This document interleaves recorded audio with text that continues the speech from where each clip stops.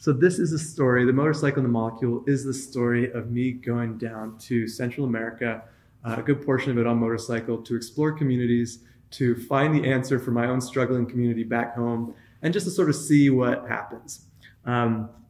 So it was kind of like an informal, research assignment I set myself.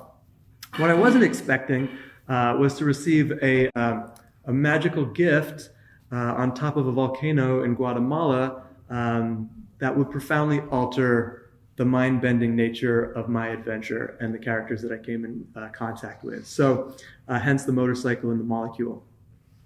And the plan was to proceed to my way through buses, boats, hitchhiking, motorcycle, whatever I could do from Guatemala, Nicaragua, and finally get to Costa Rica. My loose plan was to get there in time for a festival. So that said, I'm going to jump into reading unless anyone has any questions. Okay, good, okay.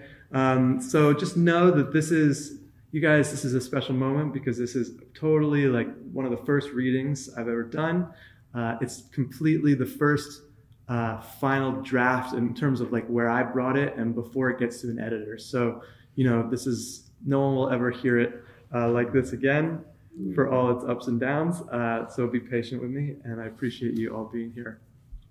We appreciate you being here. Oh, thanks, guys. So, anyways, that said, welcome to the motorcycle and the molecule. And I'm going to just start at the beginning. What better place to start with the prologue? I got 3 sort of readings for you tonight. And 7:44 at 7:45, so we should probably be done around 8:30 or so. All right. So, the motorcycle and the molecule prologue. The sun was setting on the autumnal equinox as great Jaguar Paw, divine ruler of Tikal, gazed down upon his city from the temple of the moon. Times are good, he smiled to himself. Now, historians and scholars might argue about what great Jaguar Paw actually might have said to himself, but whatever it was probably something along those lines. After all, he was Choctaw Ichak I, the great Mayan king, imbued with the power to communicate with the gods themselves, so humility wasn't really that necessary. What was necessary was looking absolutely divine as he postured from atop the immense temple in front of his humble denizens. The gleaming Mayan city of Tikal, hewn from the jungle itself, protruded high above the tree canopy.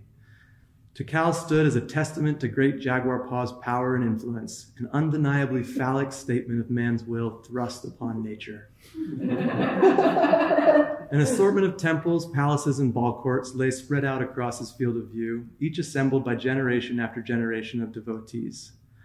For centuries, countless humans had spent their lifetimes hauling seemingly inexhaustible amounts of limestone from Tikal's distant quarries, assembling them into structures that would challenge time itself.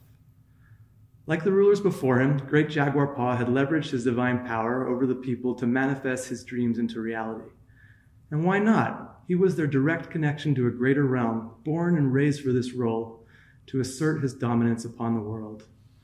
By continuing the work of his predecessors, great Jaguar Paw had continued to transform the land from untamed jungle into a vast expanse of paved limestone, studded with monolithic structures and neatly manicured farmland beyond.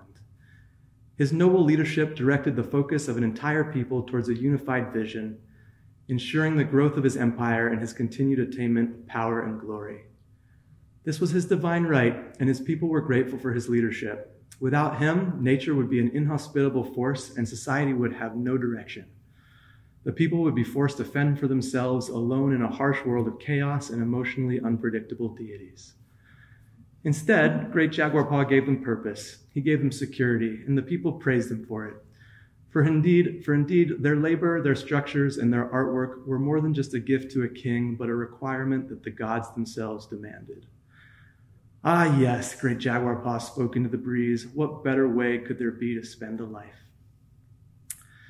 And so it had mostly been for thousands of years. Food was plentiful, water abundant, and the weather was delightful. Neighboring cities, some of formidable size, were either supportive of mutual trade or at least mostly tolerant towards each other. Skirmishes still broke out, but besides the occasional kidnapping and public sacrifice, there was more than enough space and plenty of resources for all to coexist. Times were indeed pretty damn good for great Jaguar Paw and the Mayan people, but then, of course, nothing lasts forever. Act 1, the Guatemala part. Downfall at Tikal, part 1. It was raining, it was slippery, and I was certifiably, for the next few hours at least, psychologically fragmented. This wasn't just your ordinary rain. This was the kind of tropical downpour that drenches the earth, and the severe humidity made the biblical deluge that much more intense. The inside of my cheap plastic poncho had become my own personal steam room, but despite that, and despite the drips of perspiration seeping down my back into my already soaked underwear, I couldn't help but smile at the scene that was unfolding in front of me. Humans are ridiculous, I laughed to myself. A small Asian woman standing across from me shot me a glance.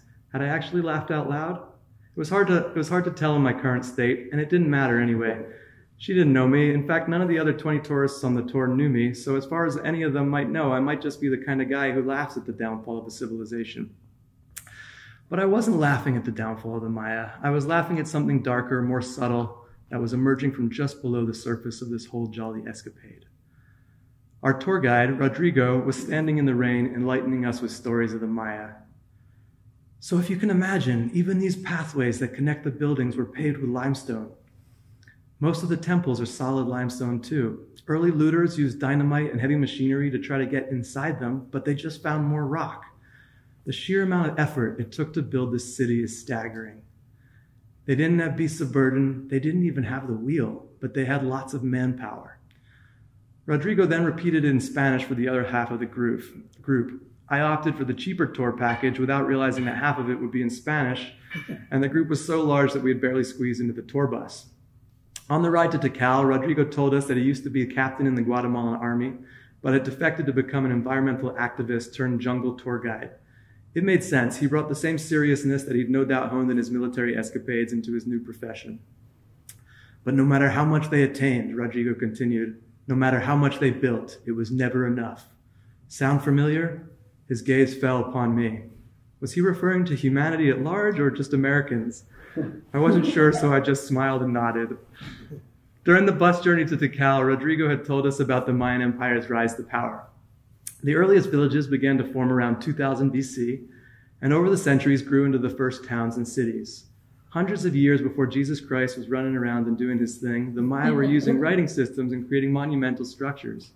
By 250 AD, the Maya were connecting their city-states by great roads over which trade routes were established.